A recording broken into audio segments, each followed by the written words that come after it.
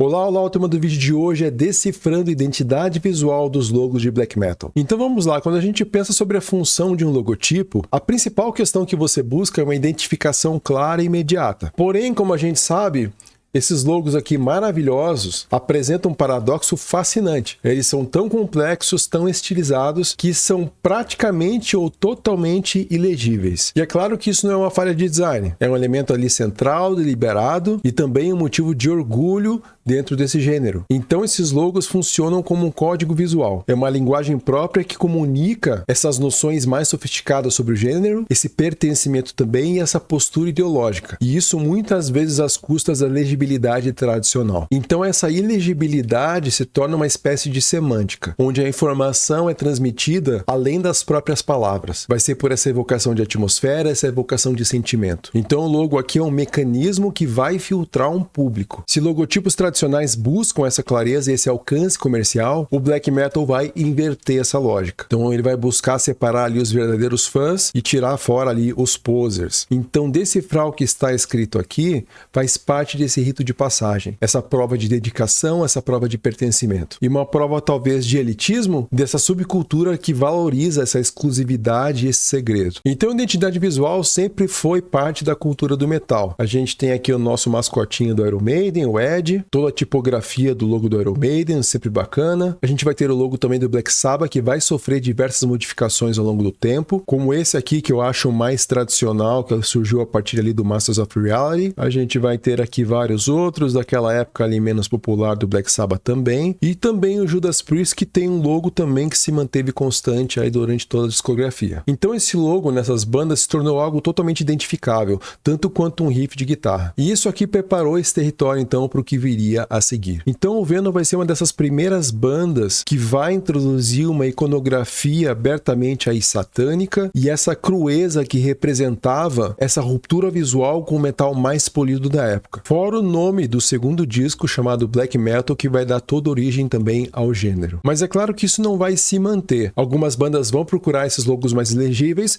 mas no caso do Metallica aqui alguns anos depois, vai ter um logo muito mais tradicional, que vai transmitir muito bem o som que eles fazem, não apenas o metal escrito aqui, mas também todas essas pontas, mas ao mesmo tempo algo muito mais legível. Só que aí em 84 surge o Bathory. Então aqui a gente já tem o uso de letras góticas, uma cabrona amarela aqui de zóio vermelho, o Bafomé aqui, tinhoso, mochila de criança, o Estrela da Manhã, o Pata Rachada, o Corote Azul, o Malafaia, o Cramunhão, o Encosto. Diz aí nos comentários o seu apelido preferido. E não esqueça também de apertar o like e se inscrever aqui no canal. Dá esse apoio aí, a cada coraçãozinho que você aperta, o poder do ódio aí do black metal vai dissipar por todo esse YouTube. Em 84 a gente vai ter também esse logo aqui do Celtic Frost, do primeiro disco chamado Morbid Tales, e que vai ser uma evolução do Hellhammer, que já tem aqui um logo um pouco mais aproximado ao gótico, mas é bem legível. Esse uso de elementos aqui do Celtic Frost vai me lembrar muito a banda Sarcófago, com seu disco aí Inri, com uma música muito bacana aí chamada Black Vomit, e que vai gerar esse patrimônio histórico aqui do Black Vomit Blasphemy Tormentor. Então a gente pode chamar tudo isso aqui de primeira onda. Aqui o extremismo vai ser mais temático, vai ser pelo conteúdo das letras, sobre o satanás, sobre o culto, mas os logotipos ainda são identificadores diretos. Agora a segunda onda já vai ser diferente. Ela não vai ficar feliz só em cantar sobre o mal. Ela vai buscar essa filosofia de oposição total à sociedade e à modernidade. Então isso exige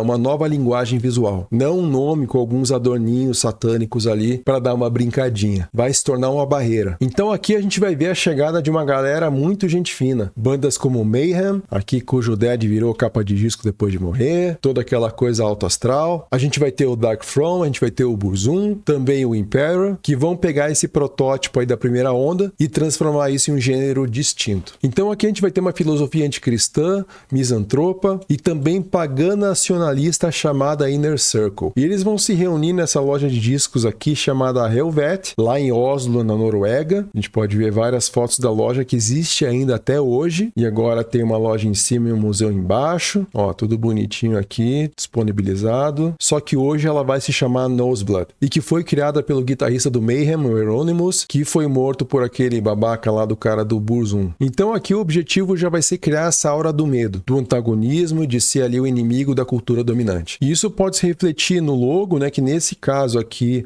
é até bem legível, mas a gente vai ter aí a violência dessa capa aqui de uma igreja queimada, por exemplo. E claro que nessa era pré-internet, tudo acontecia ali através de cartas. Troca de fitas demo também, fanzines ali fotocopiados. Então era realmente uma cultura de nicho. Então esse logotipo indecifrável em uma fita demo era esse selo de autenticidade e também esse sinal de pertencimento a um círculo restrito. E aí esse aqui vai ser frequentemente citado como um dos primeiros e mais influentes logos aí desse estilo mais ilegível e que vai se tornar um padrão do gênero. Então uma forma bem simétrica, né? A gente vai ver uma simetria bem grande mesmo, que as letras tenham diferenças, né, logicamente, e toda essa parte pontiaguda, né, sempre puxando pontas para esses lados, né, para baixo, para cima, sempre nessa angulação mais aberta, como se fosse um animal, assim. E aí a gente tem o Dark Throne, que foi criado pelo Thomas Lindbergh, da banda At The Gates, que até tem um dos logos bem mais fácil de ser lido e um outro que é um pouco mais difícil, mas não chega aos pés disso aqui. É isso aqui, bem mais tranquilo de se entender. Mas para mim esse é o primeiro logo jamais com essa cara definitiva de logo de black metal mesmo.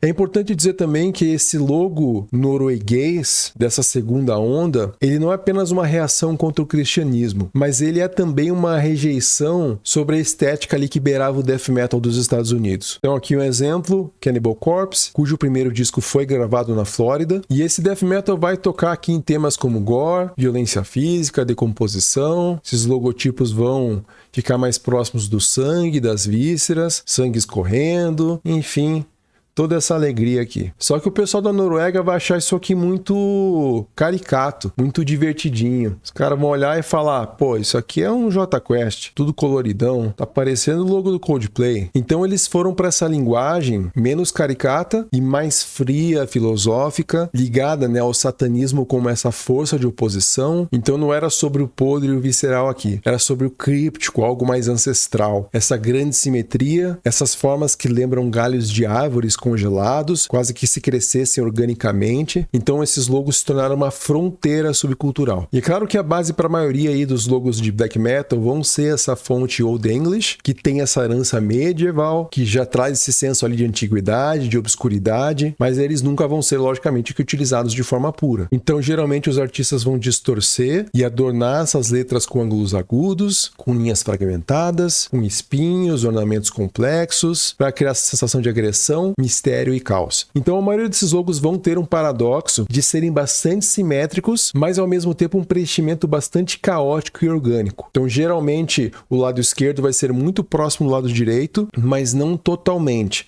Até aqui nesse site que dá umas dicas, se você quiser desenhar seu logo de black metal, ele vai dizer aqui, ó, uma das regras, evite muita simetria também.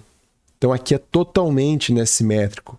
Então não fica tão legal. O que é legal é algo mais assim, né? Esse logo aqui do Emperor, por exemplo. Esse logo aqui, por exemplo, a gente vê, né? Tem um Szão aqui de Satanic, Nor, Master, sei lá. Essa parte aqui eu não entendi, mas tem um Master aqui. Então essa falta de simetria fica meio estranho, né? Parece que não preenche o logo. Ele tá sendo simétrico em toda essa parte aqui. Aqui não tem umas pontinhas que tem desse lado. Aqui tem um Szão pesadão e aqui não tem nada. Então puxa uma simetria, mas o final não é. Parece que a pessoa se perdeu aqui no final do logo. Elementos que não podem faltar também. Cruzinha invertida. Sempre vai ter uma cruzinha invertida em algum lugar. Aqui cruzinha invertida. Aqui a gente tem umas cruzinhas invertidas também. Aqui também. Pentagramazinho para dar aquele toque. Aqui tem... Aqui tem mais ou menos, né, meio que uma estrelinha aqui, não entendi nada. A gente vai ter também algumas runas nórdicas, às vezes um martelinho do Thor.